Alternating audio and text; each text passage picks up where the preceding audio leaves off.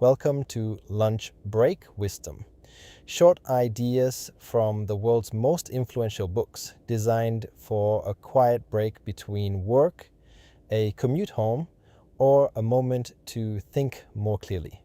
Today's episode explores In the Footsteps of the Prophet by Tariq Ramadan.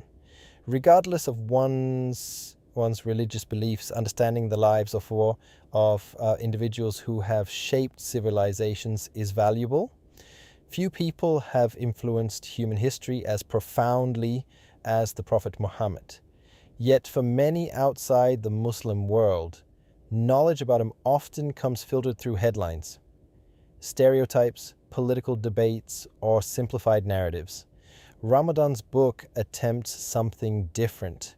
Rather than presenting a purely historical account or theological defense, he seeks to rediscover the human being behind the religious figure.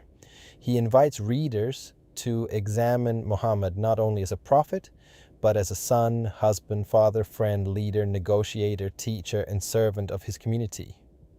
One of the first lessons the book offers is the importance of character before authority. Before Muhammad ever claimed prophethood, he had already earned the reputation of being trustworthy and honest. He was known among his people as Ani al-Amin, meaning the trustworthy one. This reminds us that influence is often built long before formal leadership begins. People trust consistency, they trust integrity, they trust those whose actions align with their words. In everyday life, whether in families, workplaces, or friendships, credibility is not granted by titles.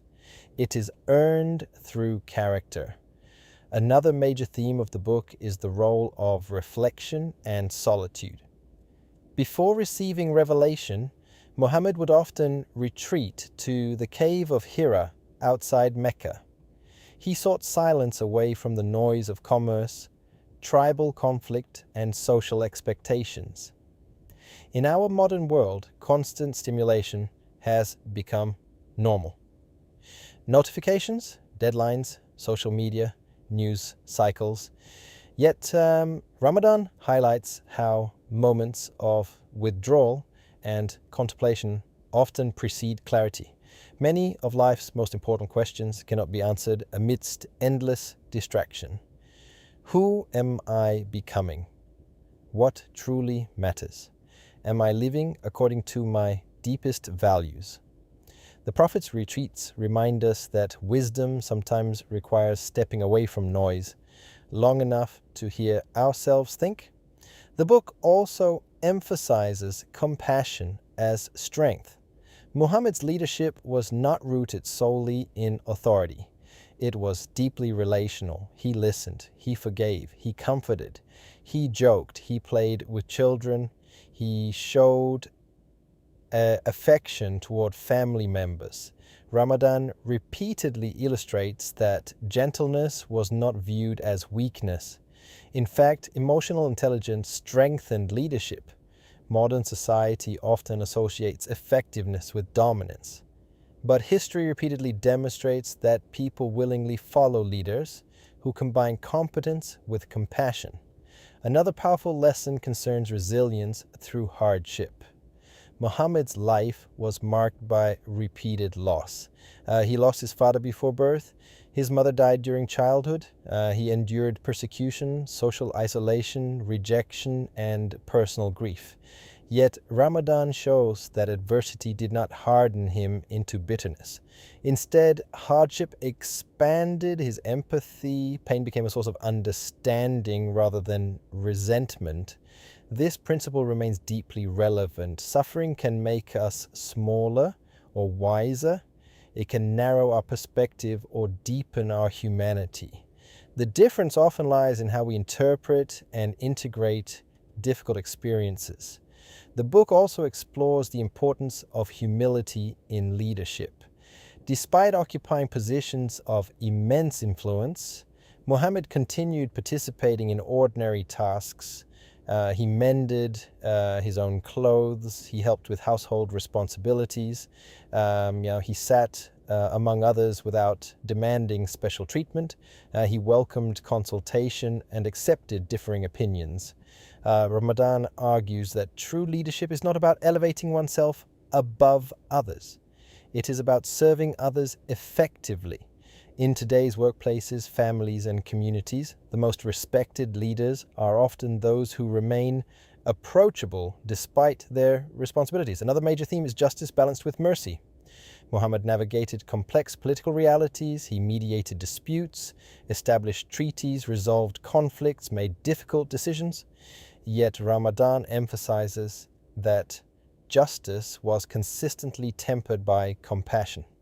Rules existed to protect dignity and social cohesion, not simply to enforce control. This balance remains relevant in parenting, management, and public life. Too much rigidity produces fear. Too much permissiveness creates confusion. Wisdom often lies in knowing when firmness is necessary and when forgiveness is more transformative. The book also highlights the centrality of relationships. Muhammad's interactions with his wives, companions, children, and adversaries reveal a person deeply invested in human connection. He listened attentively, expressed gratitude, showed affection openly, encouraged kindness toward family members. This challenges modern assumptions that greatness requires sacrificing intimacy. Professional success means little if achieved at the expense of meaningful relationships. The quality of our lives is profoundly shaped by how we treat the people closest to us. Ramadan further explores the Prophet's commitment to social justice. He advocated for orphans, encouraged care for the poor, condemned exploitation, promoted fair treatment in commerce, elevated the dignity of individuals often marginalized by society. Importantly, charity was framed not merely as generosity, but as responsibility. Communities flourish when individuals recognize their interconnectedness. The well-being of the vulnerable reflects the moral health of society itself. Another recurring lesson involves adaptability. Muhammad's approach varied according to circumstances. Sometimes he demonstrated patience, other times decisiveness, sometimes compromise, other times steadfast resistance. Ramadan argues that wisdom involves understanding context. Principles remain stable. Methods may evolve. In modern life, many conflicts arise because people confuse principles with preferences. Holding firmly to values while remaining flexible in implementation is an essential leadership skill. The book also examines the treatment of opponents. Even amidst intense opposition, Muhammad distinguished between disagreement and dehumanization. He recognized complexity. He extended opportunities for reconciliation. He avoided reducing individuals solely to their mistakes. This does not mean abandoning accountability. Rather, it reflects the recognition that people are more than their worst moments. In an increasingly polarized world, this perspective is urgently needed. Another beautiful aspect of Ramadan's work is the emphasis on gratitude and wonder. Muhammad encouraged appreciation of creation, the beauty of nature, the blessing of companionship, the gift of health, the importance of remembrance. Modern research increasingly supports what ancient traditions have long taught. Gratitude strengthens psychological resilience. It shifts attention from scarcity toward abundance, from entitlement toward appreciation. The book also challenges readers to reconsider the meaning of success. By worldly standards, Muhammad experienced both triumph and suffering, periods of influence and periods of vulnerability. Yet his life demonstrates that success cannot be measured solely by wealth, popularity, or comfort. Success becomes linked to integrity, faithfulness to principles, service to others, growth through adversity, contribution to something larger than oneself. These are quieter metrics, but perhaps more enduring ones. Toward the end of the book, Ramadan emphasizes that following in the footsteps of the Prophet does not require perfection. It requires intention, it requires effort, it requires striving toward compassion, justice, humility, and sincerity while acknowledging one's own imperfections. This emphasis on progress rather than flawlessness resonates across cultures and belief systems. Very few people transform overnight. Most meaningful change occurs gradually through repeated choices. Ultimately, In the Footsteps of the Prophet presents Muhammad as both extraordinary and deeply human.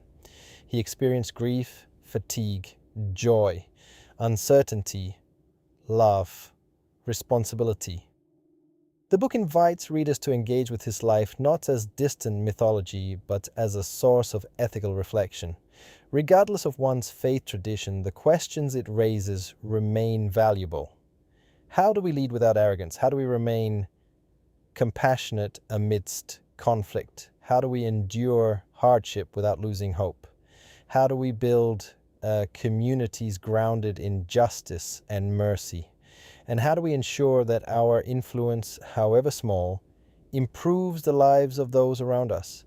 Perhaps the greatest lesson is this: history remembers extraordinary achievements, but character is built in ordinary moments, in conversations, in acts of kindness, in moments of patience, in choosing integrity when compromise would be easier. And ultimately, it is these daily choices that shape not only individual lives, but entire civilizations. In summary, key concepts from book In the Footsteps of the Prophet 1. Character precedes leadership. Trust is earned through integrity. 2.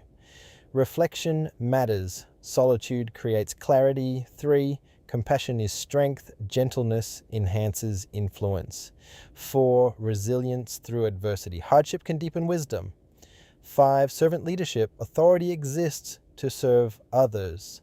6. Justice balanced by mercy. Fairness requires humanity. 7. Relationships define life. Success without connection is hollow.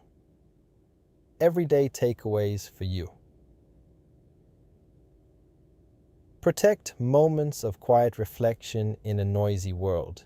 Lead through service rather than status. Let hardship increase empathy rather than bitterness. Prioritize relationships alongside professional achievement. Practice gratitude intentionally. Remember that small acts of integrity build lasting trust. Which historical or spiritual figures would you like covered in future lunch break wisdom episodes? Share your suggestions below. Please subscribe and comment.